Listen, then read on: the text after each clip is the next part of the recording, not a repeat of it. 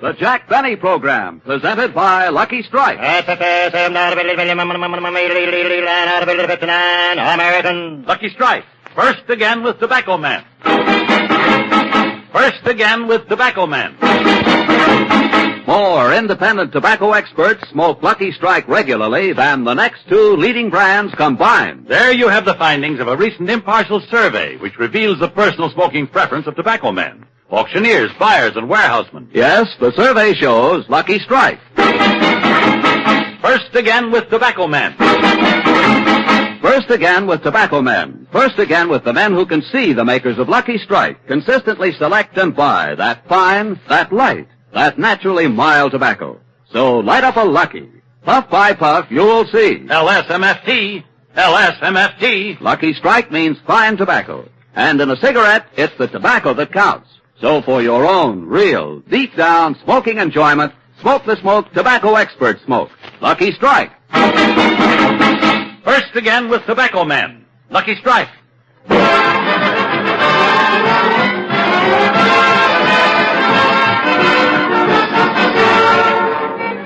The Lucky Strike program starring Jack Benny with Barry Livingston, Phil Harris, Rochester, Dennis Day, and yours truly, Don Wilson.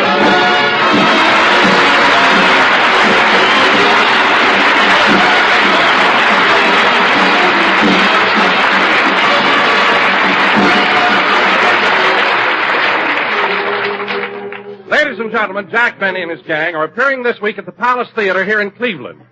Right now, Jack is in his dressing room, and Rochester is helping him make up for the next stage show. Let's look in on it. Rochester, how long do you... Ouch! How long do you think it'll... Ouch! Be before... Ouch! Ouch! Boss, hold still or you'll knock the tweezers out of my hand. All right, but try to go... Ouch! It's your own fault, boss. If you'd buy a razor blade, I wouldn't have to pluck out your whiskers.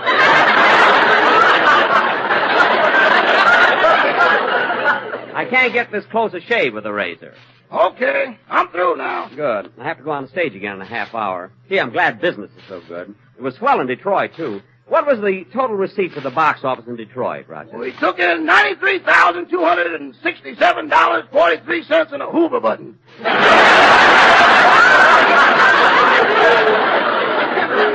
A Hoover button? Who put that in? Hoover. Hoover? Yeah, he ain't worked in 16 years. Now, Rochester, I'd like to... Oh, say, boss, you better give me a little more petty cash. I had to pay the cleaners $3.50. Oh, I didn't even know my stuff came back from the cleaners. Where is it? Well, I folded your slacks and put them in the trunk. Mm-hmm. I brushed your coat and put it in the closet. And I parted your hair and put it in the drawer.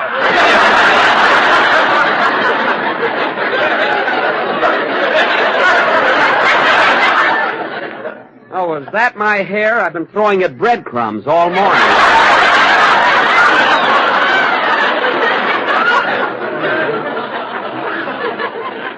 Now, hold still, boss, while I finish making you up. I gotta put a little more mascara on the eyes. There. Thank you, Rochester. You know, during our last show yesterday, when the spotlight was shining on me, I heard a woman in the second row turn to her friend and say, "Oh, Mildred, don't his eyes look like twilight on the blue waters of Lake Erie?"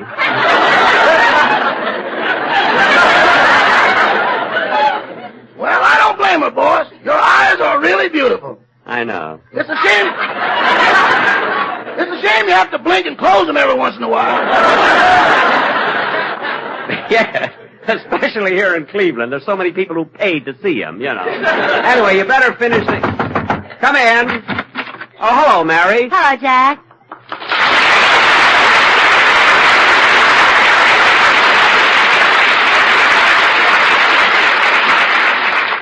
Hello, Rochester. Hello, Miss Livingston. Jack, I brought you some coffee and sandwiches. Thanks, Mary. What are you laughing at? Well, you'll find it out soon enough, so I may as well tell you. You know that big life-size picture of you out in front of the theater? Yeah. Well, some kid with a crayon drew a mustache, whiskers, and long curls on it. No. Yeah. You look like a Cocker Spaniel with padded shoulders. Oh, that's terrible. A thing like that can hurt business, you know. And they're on a percentage, too.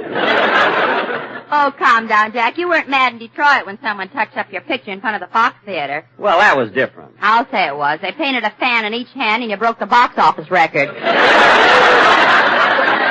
Yeah, that picture even fooled me twice. I bought tickets myself.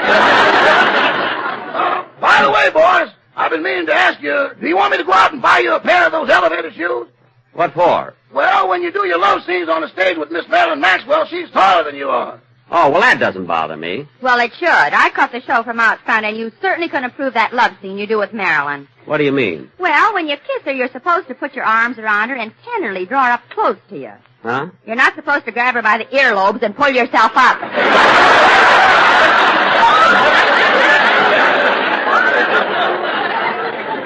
Earlobes. Why don't you stop making things up? I'm finished with your face, boss. Here's a mirror so you can see how you look. Well, say, you did a wonderful job, Rochester. See, there isn't even a trace of a wrinkle. What'd you use, a new wrinkle cream? No, putty.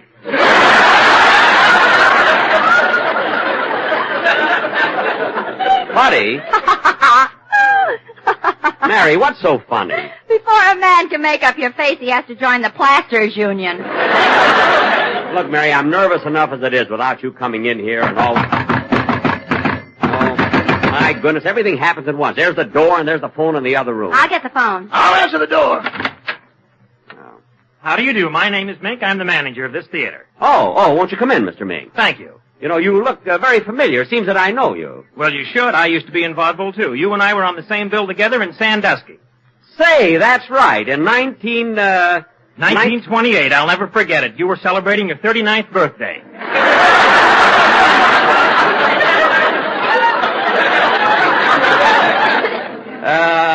No. I wasn't 39 years old. You see, I threw that party to celebrate what a sensation I was that week. We took in $39. $39? Yes.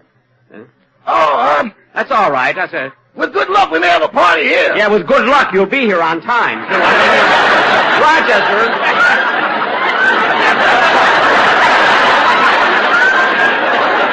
Anyway, Mr. Mink, I do remember you as... I do remember you as a vaudeville actor. How come you gave it up? Well, I just played it smart. I saw my act was falling apart. I was getting old. I was washed up, so I quit and became a theater manager. Gee, I wonder if... No. What is it, Mr. Benny? Well, I thought maybe if you spoke to someone of the theater owners, you could... No, why should I do anything for Fred Allen?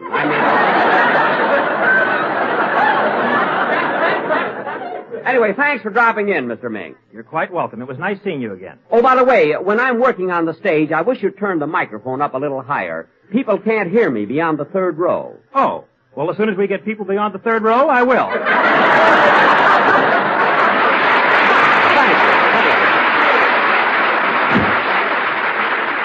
Oh, Jack. What? Jack, I'm glad I answered the phone. It was my sister Babe calling from Plainfield. Oh, your sister Babe, huh? Yes, and she has wonderful news. She thinks she's engaged. Babe thinks she's engaged? I mean, doesn't she know? Well, she's not sure. Her boyfriend got down on one knee, but just as he started to speak, the battery in her hearing aid went dead.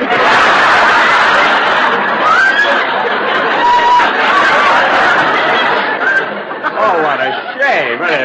Is there any other news from home? Yes, they told me that she would... Oh, see who's at the door, Rochester. Yes, sir. More excitement in here. Is Mr. Benny in Rochester? Yeah, come right in. Oh, boss, it's Miss Maxwell.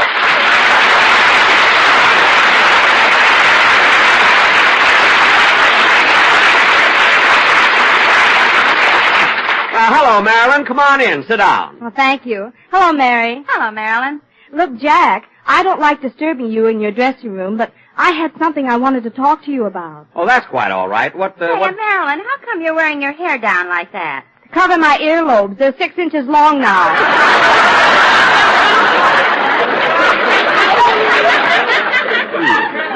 Well, they were certainly pretty when we started. But, Marilyn, I do want to thank you for your cooperation during this tour. You're really lending a touch of beauty to our vaudeville engagements. Well, thank you, Jack. Jack's right, Marilyn. I caught the first show at the Palace, and you certainly look beautiful in that black gown. Oh, you mean that strapless one? Yes, it's really gorgeous. That's right, Marilyn. And all week long I've been meaning to ask you something about that strapless gown. What keeps it up? The Cleveland Censor. Oh. That's pretty good. You must have brought your own writer with you, I think. Now, Mary, what number are you going to sing in the next show? Hooray for Love. Oh, that's a new one. Yes, yes. Yes, Mary. Would you like to hear it? I certainly would. Well, all right, here goes. Oh, just a minute, Marilyn. Come in. Mr. Benny, Yes, who are you? I'm a hard carrier. I brought you some more makeup. Oh, good. Just dump it in the corner. Go ahead, Marilyn. Let's have your song.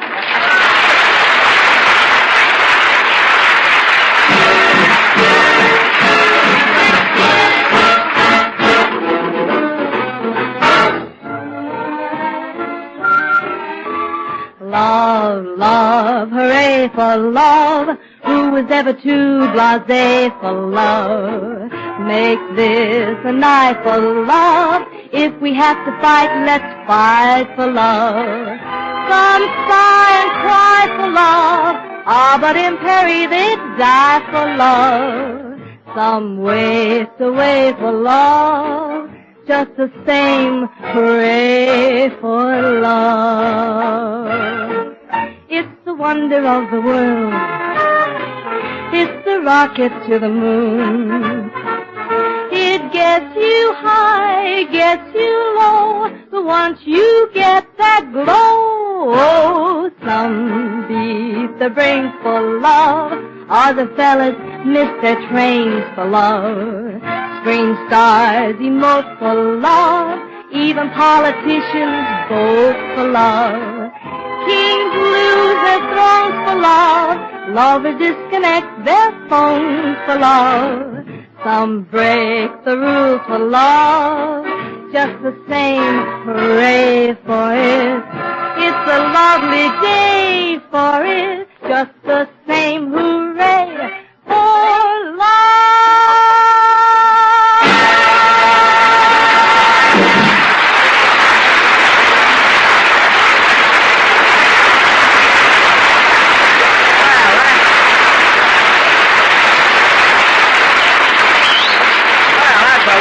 Song, Marilyn. Wonderful. I'm sure the audience will like it. Well, thanks, Jack. By the way, I haven't seen Dennis around all week. Where is he? Dennis Day? Well, Dennis isn't here. You see, when we went to the railroad station in Detroit, he got mixed up and took the wrong train. Well, where is he now? Well, if the Republicans can't decide on anybody, he may be our next president.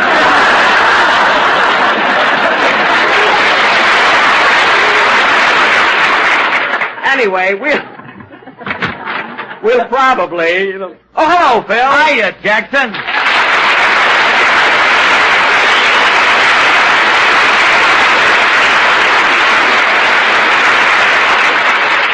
Hello, girls. Hello, Phil. Hello, Phil. Well, two new looks with one old schnook. Phil, don't be so smart. Hey, Jackson, this dressing room you've got here is wonderful. Mine ain't got nothing in it. Well, Phil, if there's anything you need, just take it out of here. Okay. I'll take this. Put that down. That's rubbing alcohol. No, there's no telling what that'll do to your stomach. Well, let's find out. Phil. It's too late. The bottle's empty. Well, to each his own. Imagine anybody. Hey, now look, Jack. Phil, turn around. Your breath is scorching my suit. You know, Jack, I think Phil ought to watch himself a little bit, especially here in Cleveland. After all, Cleveland is Bob Hope's hometown. Mary's right, Phil. You know, the people in Cleveland think so much of Bob Hope that I'm surprised we even got in here. No kidding, Jackson. Do they really think that much of Hope here? You know those white lines that run down the middle of the street? Yeah? Pepsodent.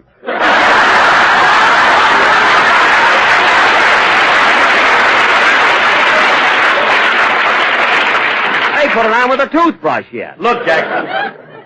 This might be Bob Hope's hometown, but I heard you played here long before Hope even thought of being a comedian. I didn't know that, Jack. When did you play here before? Oh, I don't remember. It was a long time ago. Phil, how long ago was it? I don't know, but when Jack was here, the Cleveland Indians were scalping people, and the Carter Hotel was a wigwam. Okay, Wanga. Okay. Gee. Hey, look. Look what time it is. Say, Marilyn, you better get ready for the next show. All right, Jack. Say, Marilyn, I noticed during the first show you wore those lovely long false eyelashes, but during the second show you didn't have them on. Well, Jack told me he was the star and made me give them to him. Oh, for heaven's sake. Jack, come here a minute. Okay. Bend your head down. Like this? Yes. Here, Marilyn. Thanks. Come on, let's go to your dressing room. Oh, well, I didn't look good in them anyway. Say, Rochester, how's the house out there for the next show? Is it packed? Yeah, very good, boss. Very good. That's fine. You know, Rochester, I'm doing everything to try and set a new box office record. I know, boss, but didn't you go a little too far when you made the ushers buy tickets? Well, if the orchestra boys aren't complaining, why should they? And by the way, how are we doing on the popcorn? Not so good since you substituted chicken fat for butter. Yeah, I never thought they'd notice it. Well, Rochester, I'm kind of hungry. Open those sandwiches, and will you please get me a glass of milk? Yes, sir. Phil, what did you have? Bicarbonate of soda. Bicarbonate of soda? Yeah, something happened to my stomach when you mentioned milk. Oh, yes, I'm sorry, Phil. Forgive me. Look, I'm going in the other room and lie down for a minute. Okay, Phil, but take off your shoes if you're going to. I don't... Now, who can that be? Come in. Pardon me for disturbing you, Mr. Benny, but may I have your autograph? Certainly. Who shall I make it out to? Bob Feller. Bob Feller!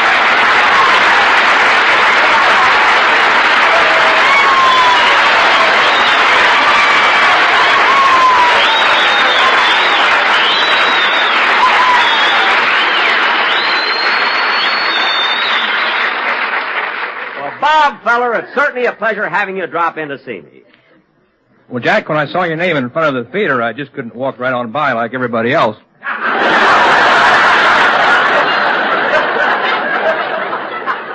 Oh, you mean you bought a ticket and saw my stage show? I sure did, Jack. I thought you saw me. When you took a bow, you knocked a bag of popcorn out of my hand with your eyelashes. Oh, I'm sorry. Well, let me wipe the chicken fat off your sleeve. Well, Bob, you're still with the Cleveland Indians, aren't you? Yes, this is my 12th season, Jack. And you're a pitcher, isn't that right? That's what it says in my book. Well, yeah. You wrote a book, didn't you? How to Become a Pitcher. I read it. Maybe I should. No. Not after that game today. Oh, that's pretty good. You must have brought your own writer, too. Hey, Jackson, how do you expect anybody to get any sleep around here? Oh, Phil, come on in. I want you to meet Bob Feller, pitcher for the Cleveland Indians. Oh, hiya, Bob. Hiya, Phil. Say, Phil, you're a pitcher, too, aren't you? Me a pitcher? No, I'm a musician. Didn't you see me leading the band? Oh, is that what you were doing?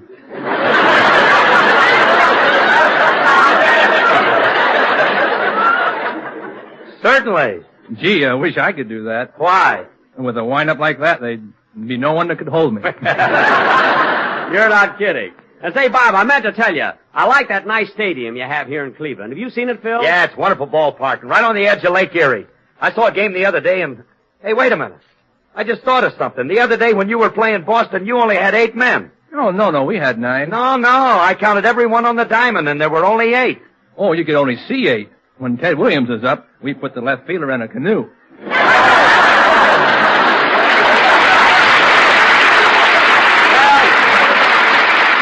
That'll teach you to ask questions. Now, don't... Jack! I'm here, Don. Jack, I've got the quartet with me, and don't you think... Wait a minute, Don. First, I want you to meet Bob Feller. Hello, Don. Well, I'm certainly glad to know you, Bob, and I'm particularly glad you're here because the quartet's going to do a number dedicated to the Cleveland Indians. Say, that'll be swell. And Don... Hey, wait a minute, Don. Why is your coat so wrinkled? Well, I was at the ball game Friday night. It rained, and they used my coat to cover the infield.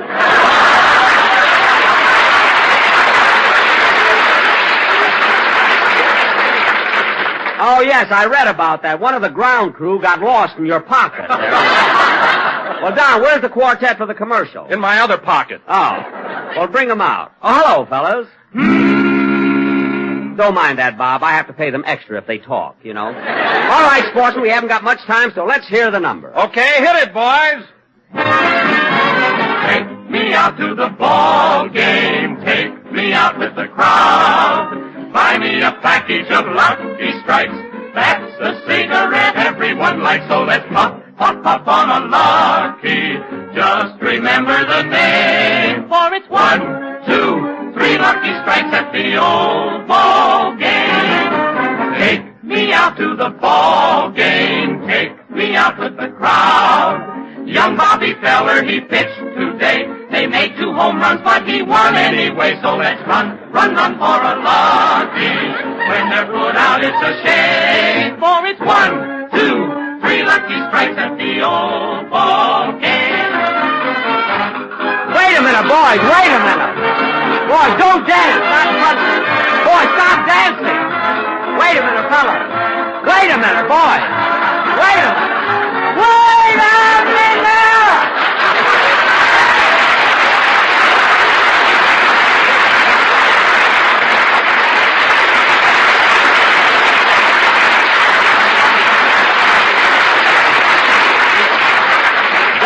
I'm so embarrassed in front of Bob Feller.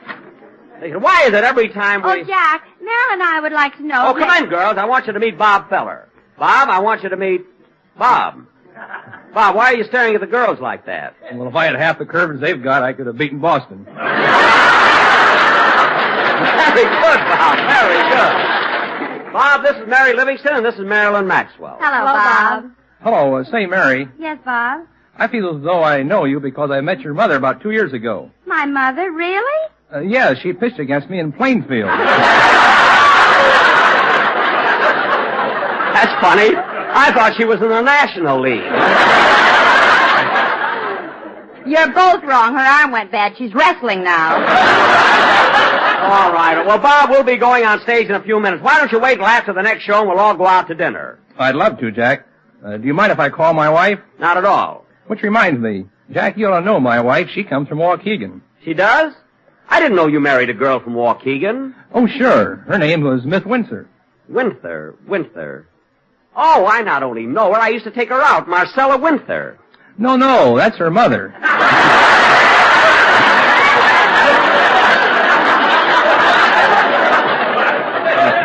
My wife's name is Virginia. Let me see, her mother. But it can't be. I remember carrying her books to school. She had long blonde curls. Yes, with a little freckle on the right cheek. Yes. Oh, that was her father. Now cut that out. Say, Bob, I'd like to ask you a question. Isn't there some guy from radio and movies, some fella that's part owner of the Cleveland Indians? Yes, there is. Well, you know, I own the Waukegan Bloomer girls, and I was just wondering if...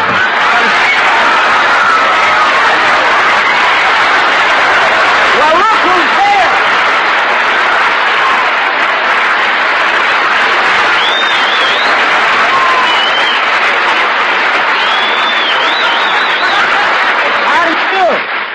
How do you do, ladies and gentlemen? This is Bob, back in his hometown of Cleveland to watch the Indians play Hope.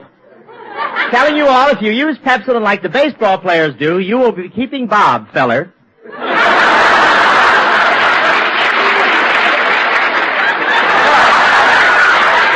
He did it today. At least say hello to me or something. Please. Well, here I am. I saw both games today. What a team here. You know, they don't have big league baseball in Hollywood, and I'll tell you why. It's tough sliding into second base with a bare midriff. Bob, this happens to be my Nothing program. for the tailor, please.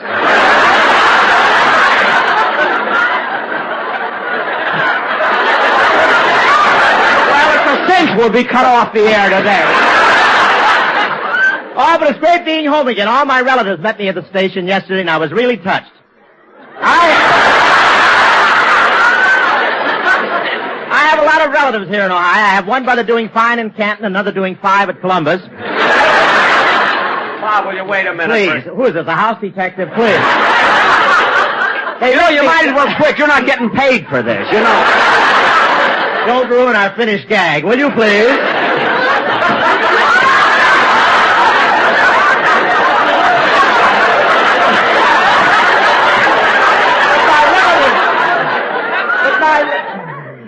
Wait a minute! But my relatives met me yesterday morning with a big brass band. That is, I thought it was a big brass band. It turned out to be a lot of spittoons going to the Republican convention. And it was different when I lived here years ago. This time the cops drove me from the station. course, the city has changed quite a bit. I can remember a lot of little things about this town. I can't seem to get them on the phone, though. I might as well go home. Come on. What is that? Something left over from the Eagles convention? What is that?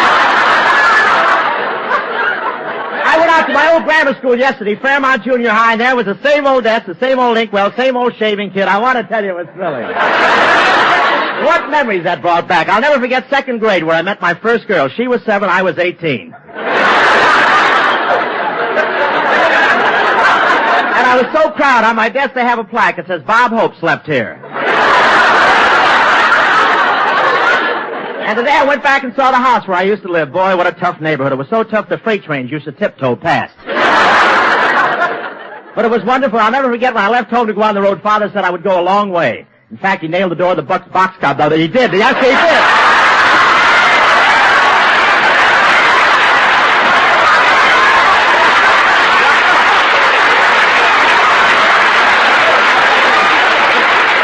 Father said I'd go a long way. In fact, he nailed the door of the box. I know, we heard it. We know the joke. We know the joke. That's where you could have come in, you know. Now, what are you doing here? I want to know, what are you doing here? I'm getting laughs. What are you doing here? I'm trying to. And hey, Bob, here's one of your boys, Bob Feller. One of our boys. That's an annuity, Jack, this boy. Hello, Bob. Hello, Bob. 2 Bobs. That'll get you a warm beer in England.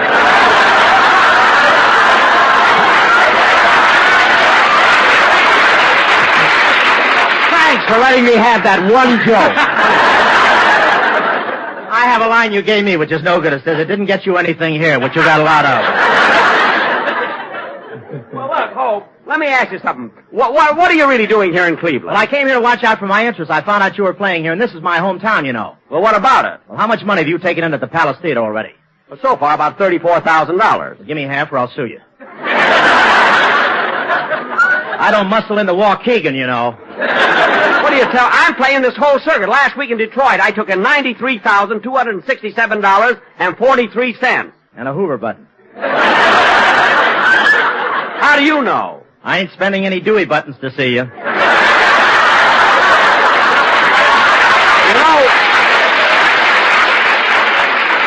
You know, Bob, you're cheaper than Fred Allen, and he's almost as cheap as I am. And Crosby's cheaper than all of us. I think you got something there.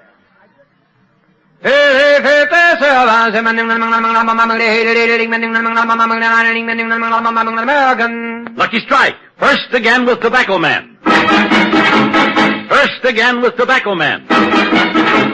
As a recent impartial survey reveals, more independent tobacco experts smoke Lucky Strike regularly than the next 2 leading brands combined.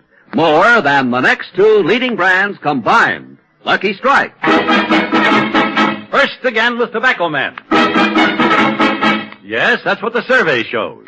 Now, listen to a statement recently made by Mr. James Alfred Walker, veteran tobacco buyer of Durham, North Carolina.